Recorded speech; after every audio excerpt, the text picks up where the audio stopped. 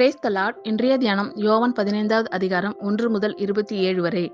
நான் மெய்யான திராட்சை செடி, என் பிதா திராட்சை தோட்டக்காரர். என்னில் கனி கொடாதிருக்கிற கொடி எதுவோ அதை அவர் அறுத்து போடுகிறார். கனி குடிக்கிற கொடி எதுவோ அது அதிக கனிகளை கொடுக்கும்படி அதை சுத்தம் பண்ணுகிறார். நான் உங்களுக்கு சொன்ன உபதேசத்தினாலே நீங்கள் இப்பொழுதே சுத்தமாயிருக்கிறீர்கள். என்னில் நிலைத்திருங்கள், நானும் உங்களில் நிலைத்திருப்பேன். கொடியானது திராட்சை செடியில் நிலைத்திராவிட்டால் அது தானாய் கனி கொடுக்க மாட்டாதது போல நீங்களும் என்னில் நிலைத்திராவிட்டால் கனி கொடுக்க மாட்டீர்கள். நானே திராட்சை செடி, நீங்கள் கொடிகள். ஒருவன் என்னிலும் நான் அவனிலும் நிலைத்திருந்தால் அவன் மிகுந்த கனிகளை கொடுப்பான். என்னை அல்லாமல் உங்களால் ஒன்றும் செய்யக்கூடாது. ஒருவன் என்னில் நிலைத்திராவிட்டால் வெளியே எரிவுண்ட கொடியைப் போல அவன் எரிவுண்டு உலர்ந்து போவான். அப்படிப்பட்டவைகளை சேர்த்து அக்கினியிலே போடுகிறார்கள், அவைகள் எரிந்து போம். நீங்கள் என்னிலும் என் வார்த்தைகள் உங்களிலும் நிலைத்திருந்தால் நீங்கள் கேட்டுக்கொள்வது எதுவோ அது உங்களுக்கு செய்யப்படும்.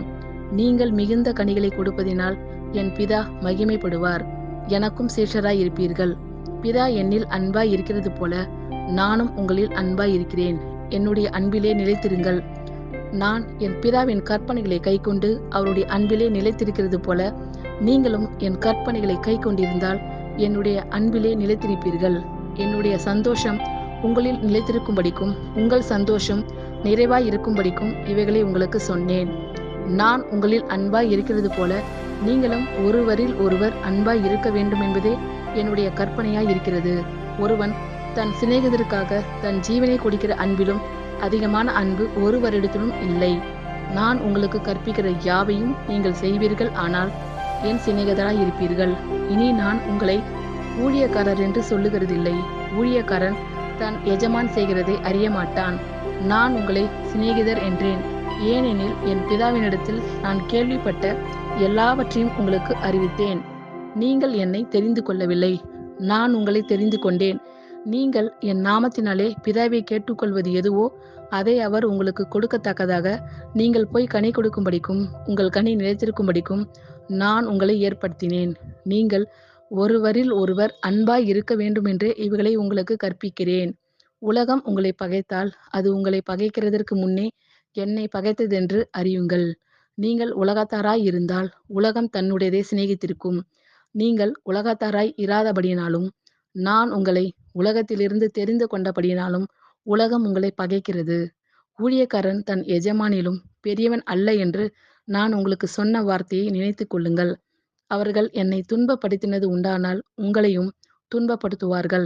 அவர்கள் என் வசனத்தை கை கொண்டது உண்டானால் உங்கள் வசனத்தையும் கை கொள்ளுவார்கள். அவர்கள் என்னை அனுப்பினவரை அறியாதபடியினால் என் நாமத்தின் நிமித்தமே இவைகளையெல்லாம் உங்களுக்கு செய்வார்கள். நான் வந்து அவர்களிடத்தில் பேசாது இருந்தேனானால் அவர்களுக்கு பாவம் இராது. இப்பொழுதோ தங்கள் பாவத்தை குறித்து போக்கு சொல்ல அவர்களுக்கு இடமில்லை. என்னை பகைக்கிறவன் என் பிதாவையும் பகைக்கிறான். வேறொருவரும் செய்யாத கிரியைகளை நான் அவர்களுக்குள்ளே செய்யாதிருந்தேனானால் அவர்களுக்கு பாவம் இராது. இப்பொழுது அவர்கள் என்னையும் என் பிதாவையும் கண்டும் பகைத்தும் இருக்கிறார்கள். முகாந்தரம் இல்லாமல் என்னை பகைத்தார்கள் என்று அவர்களுடைய வேதத்தில் எழுதியிருக்கிற வாக்கியம் நிறைவேறும்படிக்கு இப்படி ஆயிற்று. பிதாவினிடத்திலிருந்து நான் உங்களுக்கு அனுப்ப போகிறவரும் பிதாவினிடத்திலிருந்து புறப்படுகிறவருமாகிய சத்திய ஆவியான தேற்றரவாளன் வரும்போது அவர் என்னை குறித்து சாட்சி கொடுப்பார். நீங்களும் ஆதி முதல் என்னுடனே கூட இருந்தபடியால் எனக்கு சாட்சிகளாய் இருப்பீர்கள். ஆமேன். கர்த்தர் உங்கள் அனைவரையும் ஆசீர்வதிப்பாராக. God bless you all.